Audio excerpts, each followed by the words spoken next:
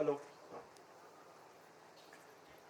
आज थंडी पण जास्त आहे सकाळी आणि आज आता ऊन पण जास्त आहे.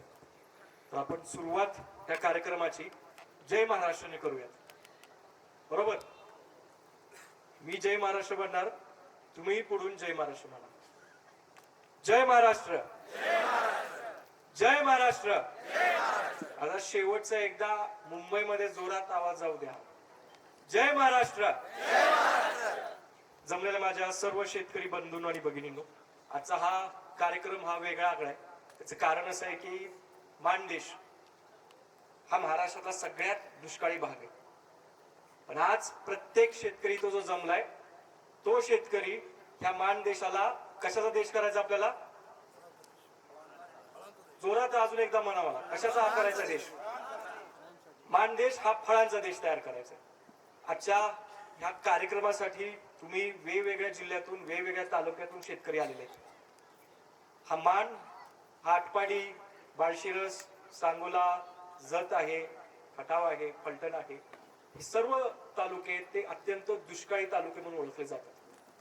महाराष्ट्राचा जर आपण पोस बघितला मातीचा, तर ह्या मातीच्या पोषामध्ये ज्यावेळेस आपण नीट पाहू त्यावेळेस आपल्याला खडकाळ जमीन दिसते. आजकाल शेतकरी, चांगले चांगले शेतकरी काय म्हणतात की महाराष्ट्रातल्या अशा शेतीमध्ये शेती कशी करायची, ज्या शेतीमध्ये फक्त मुरमाड आहे, ज्या शेतीमध्ये फक्त खडकाळ आहे, त्या शेतीमध्ये आपण शेती कशी करायची. मला असं वाटतं त्या शेतकऱ्यांना तुम्ही आमचा हा आटपाडी, मान, माळशिरस ह्या तालुक्यामध्ये देऊन तुम्ही बघा की आमचा शेतकरी खडकातून रोपटं उगवतोय. हे खडकातून रोपटं उगवण्याची ताकद ही फक्त दुष्काळी भागांमध्ये आहे. त्याचं उत्तम उदाहरण सांगायचं म्हटलं तर मुरमाड जमिनीमध्ये कुठली फळं येतात? डाळिंब येतो, आंबा येतो, सीताफळ येतो आणि द्राक्ष येतो आणि ड्रॅगन फ्रूट येतो. या सगळ्या मातींमध्ये, या सगळ्या फळांमध्ये गोडवा जास्त आहे. जसा तालुका किंवा जिल्हा तुमचा दुष्काळी होत जातो, तिथली लोक ही तसे गोड होत जातात.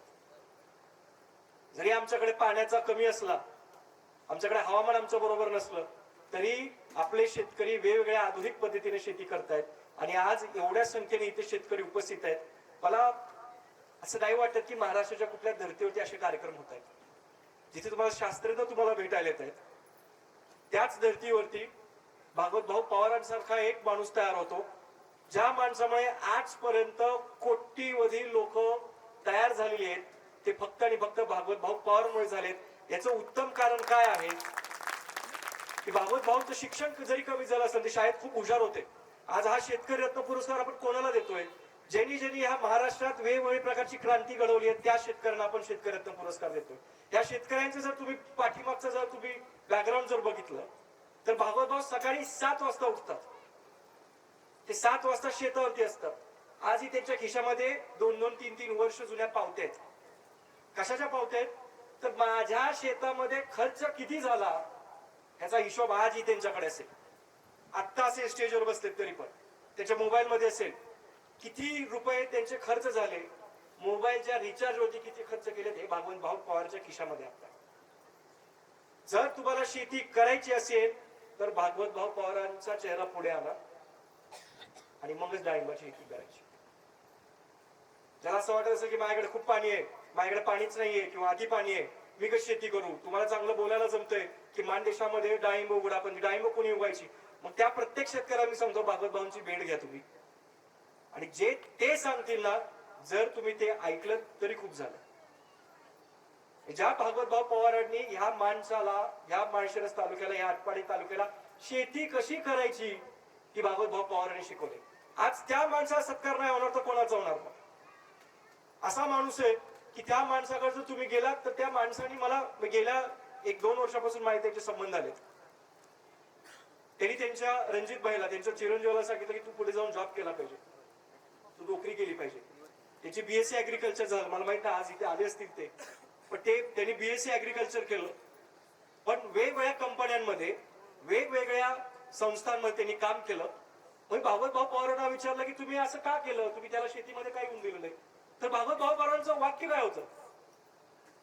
भागवत भाऊ पवार म्हणाले की ज्या वेळेस मुलगा गडी म्हणून चांगला काम करू शकतो ना, तो मालक म्हणून चांगला होऊ शकतो. त्या गड्याच्या व्यथा त्या मालकाला समजतात. फक्त भागवत बाबा फक्त डाळिंबाचा शेतकरी आहेत का ते? भागवत बाबावर फक्त डाळिंबामध्ये काम करणार आहेत? मला नाही वाटत. मला वाटतं की ते शेतीमधला एक विचार आहे.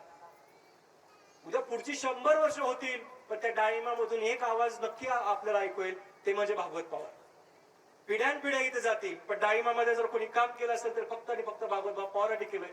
ती का केलंय आणि कसं केलंय त्यांच्याकडे पाहिल्यानंतर आपल्याला समजतं.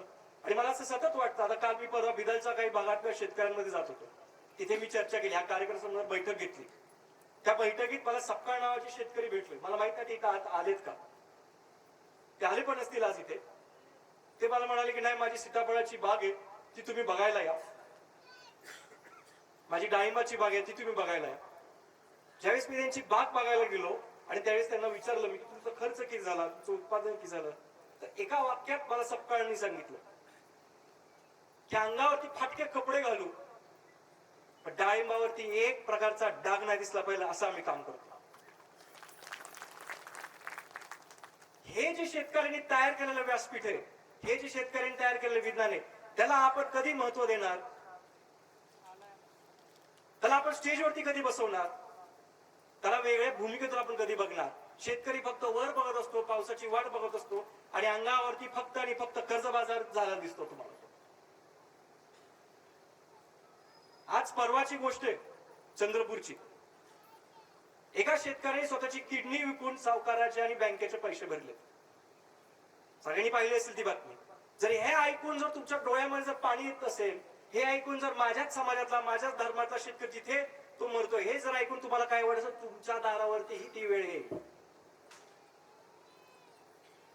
तर याच्यापासून वाचण्यासाठी सगळ्यात उत्तम आहे की तुम्ही त्याच्यामध्ये सुशिक्षित असला पाहिजे. तुमचं शिक्षण किती झालं याला महत्व नाहीये, पण तुम्हाला तुमच्या शेतीबद्दल काय माहिती आहे, तुम्हाला मातीबद्दल किती माहिती आहे, तिथे प्रकार किती आहेत मातीचे, वेगवेगळे पॅरामीटर्स काय असतात, वेगवेगळ्या खतांचे ग्रेड्स काय असतात, ऑर्गेनिक खतं तयार कशी करायची, हे जर तुम्हाला माहिती नसेल तर मी आता तुम्हाला सांगतो, शेती करू नका. शेजारी कोणते डाळिंब लावलेत म्हणून आपण डाळिंब लावायचे, शेजारी कोणते द्राक्ष लावलेत म्हणून आपण द्राक्ष लावायचे, हा जर भोळसट विचार जर तुम्ही करणार असाल तर तुमची शेती तुम्हाला लख लागेल. त्याच सपकाळाच्या शेतामध्ये मी NMKची त्यांची व्हरायटी बघितली आणि मी त्यांना हेच म्हणालो की आज ज्यांनी शेतीमध्ये सीताफळाच्या व्हरायटी तयार केली, कसपटे सर आज आपल्याला इथे भेटायला आले. एवढा साधा माणूस, एवढं शिक्षण कमी जर असेल तर त्यांना डॉक्टरेट पदवी भेटते. जर कोण म्हणत असेल तर नाही तुम्हाला शेती करायसाठी BSc ऍग्रिकल्चर करावं लागतं, जर कोण म्हणत असेल तर MSc ऍग्रिकल्चर करायला लागतं, तर मला त्याच्यावरती विश्वास नाही. जर तुम्हाला शेती करायची असेल तर अशी शेती करा की तुमच्या नावाने व्हरायटी तयार होतील. कसपटे सरांनी जे प्रयत्न केलेत विज्ञानामध्ये तंत्रज्ञानामध्ये, ते म्हणजे तुम्ही ते मोजमापच करू शकत नाही. एवढ्या सगळ्या व्हरायटी त्यांच्या नावावर आज घोषित आहेत. आज शेतकरी त्यांची व्हरायटी लावून शेतामध्ये लावतोय. अशी कितीतरी लाखो शेतकरी असतील की ते NMK सरांचं फक्त त्यांनी नाव ऐकलंय, पण आज किती लोक पहिल्यांदा भेटतात. आज आलेला प्रत्येक शेतकरी इथे आणि प्रत्येक महिला, जर तुम्हाला शेतामध्ये जर काम करायचं असेल तर जसं भागवत भाऊंनी काम केलं, जसं NMK सरांनी काम केलं, तशा पद्धतीने जर तुम्ही काम करणार असाल तरच तुमची शेती नीट होईल. आज ह्या दुष्काळी भागामध्ये अत्यंत आपल्याला वेगवेगळ्या प्रकारच्या अडचणी येतात.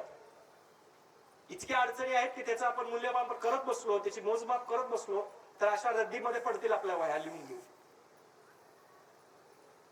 तर आज पुन्हा एकदा मी तुम्हाला हेच सांगतोय की हा कार्यक्रम फक्त ऐकण्याचा आणि घरी जाऊन काहीतरी वेगळं काहीतरी काम करायचं नाहीये. आपल्या दसऱ्यामध्ये आपण सोनं घेतो आणि नाणं घ्या ही घोषणा करतो, त्याचपर्यंत तंत्रज्ञान घ्या आणि विज्ञान द्या. शेती जर करायची असेल तर तुम्ही तंत्रज्ञान आणि विज्ञानाच्या जोरावरतीच करणार. तिथं अज्ञानाला महत्व नाही. काहीतरी बुवाबाजी करून काहीतरी होणार असेल, मंत्र टाकल्यानंतर तुमचं काहीतरी बागेत काहीतरी घडणार असेल तर तुम्ही कुठेतरी वेगळ्या जगात जगत आहात. तुम्ही जी खतं तयार करतायत त्याची तपासणी केली पाहिजे. सेंद्रिय खतं करतायत तर सेंद्रिय खताची तपासणी करा. आज इतक्या मोठ्या पद्धतीने आपला मेंढपाळ वर्ग पण आपल्याकडे राहतो. त्यांनी पण एक विचार केला पाहिजे की आपल्या मेंढींपासून तयार झालेलं जे खत आहे ते जपून ठेवा, ते सोनं आहे. इंग्लिश मध्ये ड्राउट गोल्ड म्हणतात, म्हणजे दुष्काळी सोनं. त्याच्यामध्ये पोटॅश आहे. तुमचा डाळिंबाचा चकाकी हा फक्त शेळ्याच्या आणि मेंढ्याच्या खतापासूनच तयार होणार. याच्यावरती तुमचं लक्ष आहे का? आज आपल्याकडे किती मोठ्या पद्धतीने मसोड भागात आणि अकलूज भागामध्ये गाढवं आहेत. कोणी विचार केला का हो त्या गाढवाचं खत आपल्याला वापरायला पाहिजे म्हणून? कोणी विचार केला का त्या गाढवाच्या खतात काय आहे त्याचा आपण विचार केला पाहिजे? विज्ञान आणि तंत्रज्ञान जर तुम्ही घेणार नाही तर कुठल्याही पद्धतीने महाराष्ट्रामध्ये क्रांती घडणार नाही. आज एनएमके सरांनी जे उत्तम काम केले, मला असं वाटतं की अशी कामं करणं इतकं महत्वाचं आहे की तुम्ही जेवढं कराल तेवढं कमी आहे शेतामध्ये. आणि एनएमके सर आज आपल्याला इथे आलेत, त्यांचं पाऊल इथे लागलंय, त्यांचाही स्टॉल इथे आहे. तुम्ही वेगवेगळ्या प्रकारची त्यांनी नवीन व्हरायटी अजून तयार केलेत. तो माणूस इथे थांबणार नाहीये, ते वेगवेगळ्या प्रकारच्या रिसर्च करतायत, अभ्यास करतायत आणि त्या क्रांतीमधून ते काहीतरी नवीन घडवण्याचा प्रयत्न करतात. ते तुमच्यासाठी करतायत, व्यवसाय म्हणून करत नाहीये ते. आणि मला आता तरुण लोकांकडे यायचंय.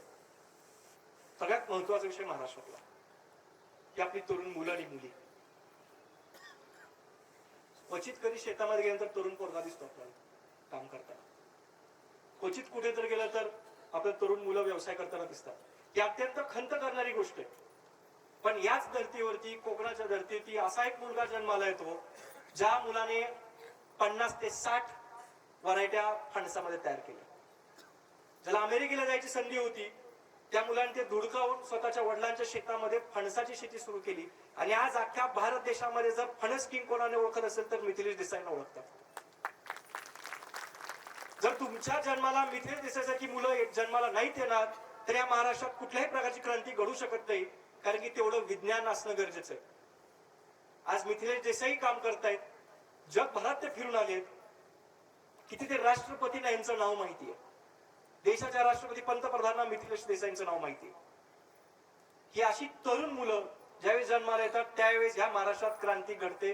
म्हणून मिथिलेश देसाई सगळ्यात पाऊस जास्त पडणाऱ्या कोकणामधून सगळ्यात कमी पडणाऱ्या मानदेशामध्ये येतात. आणि काय म्हणतात की मानदेशामध्येही फणसाच्या तशा व्हरायटी तयार होऊ शकतात ज्या व्हरायटी दुष्काळी भागासाठी पोषक आहेत. म्हणजे मी पण कधी हा विचार नव्हता केला की अरे मानदेशामध्ये कसं येईल, त्या मान, माळशिरस, आटपाडी, फलटण भागात आपल्याकडे फणस कसा उगवून येईल. पण मिथिलेश देसाईंनी सांगितलंय की इकडेही फणस तुमचा चांगल्या पद्धतीने येतो. सीताराम माळे त्यांच्या घरी एक फणसाचं मी झाड बघितलं, त्यावेळेस मला लक्षात खरोखर आहे की मानमध्ये जर तुमचा पाण्याचा निचरा जर बरोबर होत असेल तर तुमच्याकडे फणसही चांगली उगू शकतात. यातला उत्तम उदाहरण काय आहे फणसाचं, तर मी जसं मगाशी म्हणालो, जेवढं पाणी कमी, जेवढी जमीन खडकाळ, जेवढी जमीन मुरबाड, जेवढं कॅल्शियम कार्बोनेट जास्त, त्याचा अर्थ तुमचं फळ असणार गोड. जो त्यांच्याकडे फणस उगवू शकतो त्याचा साईज आपण एवढा कम्प्लीट नाही करू शकत. पण मला वाटतं की मान देशामधला जो फणस उगेल, म्हणजेच मान, आटपाडी, फलटण, माळशिरस ह्या भागामध्ये जो उगेल तिथला फणस हा कोकणापेक्षा नक्कीच गोड असेल. आज मिथिलेश देसाई सर आपल्याकडे आलेत, म्हणजे याच्यापेक्षा उत्तम उदाहरण काय पाहिजे? लोक 3 वेगवेगळी लोक, 3 वेगवेगळी फळं, पण जमीन एक, जात एक आणि धर्म एक, म्हणजेच शेतकरी. मला असं वाटतं की ह्या कार्यक्रमातून तुम्ही बोध घेण्याचे आहेत आणि नंतर आपल्याला ट्रायको कार्डचे पण माहिती घ्यायची आहे. आजचा हा कार्यक्रम वेगवेगळ्या पद्धतीने आपण राबवतोय. एक कार्यक्रम आहे तो शेतकरी रत्न म्हणून आपण पुरस्कार देतोय आणि त्याचबरोबर आपण जे महत्वाचं काम करतोय की आपण लॅब अजून एक सुरू करतोय. माती पाणी परीक्षण केंद्राची ते मानदेशीची लॅब आहे, खत तपासणीची लॅब आहे. त्याच पद्धतीने आपण ट्रायको कार्ड ग्रामा तयार करायचा विचार करतोय. हा विचार खरं मी एनआरसीपी मध्ये शेतकऱ्यांच्या आपल्या खूप वेळा दौरे होत राहतात. त्या दौऱ्यामध्ये गेल्यानंतर मला आज राजीव मराठे सर इथे आले. गव्हर्नमेंटची लोक आपल्या बांधापर्यंत येतात.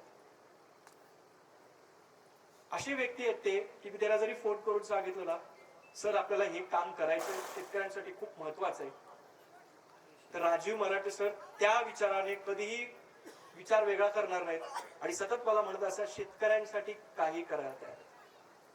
आता ट्रायकोग्रामा कार्ड काय मी सांगण्यापेक्षा मला वाटतं की एनआरसीपीची लोक चांगल्या पद्धतीने सांगतील. पण आज कार्यक्रमाला अशा पद्धतीने आपण एनआरसीपी बरोबर करार करतोय. हे 2 करार आहेत. एक आहे ट्रायकोग्रामाचा करार आणि दुसरा करार आहे तो अनारदाण्याचा. भागवत तुम्हाला पण चांगलं माहिती आहे की एक्सपोर्टचा सगळेजण मला शेतकरी म्हणतात. एक्सपोर्टचा 220 रुपयाला गेला, 250 रुपयाला गेला, 270 रुपयाला गेला, 350 रुपयापर्यंत गेला. पण मला हा प्रश्न पडतो की जो खराब डाळिंब आहे, ज्याच्यावरती तेले आहे, ज्याच्यावरती डांबरे, तो किती रुपयाला गेला? हे साईज कमी आहे, त्याला कलर चांगला नाही आला, त्याला क्रॅकिंग आलंय, तो इथला व्यापारी फुकट पण घेऊन जाऊ शकतो. याच्यावरती तोडगा काढण्यासाठी मी परत सांगतो की माणदेशी अशा गोष्टींमध्ये काम करत नाही ज्याच्यामध्ये पैसे असतात. माणदेशी अशा गोष्टींमध्ये काम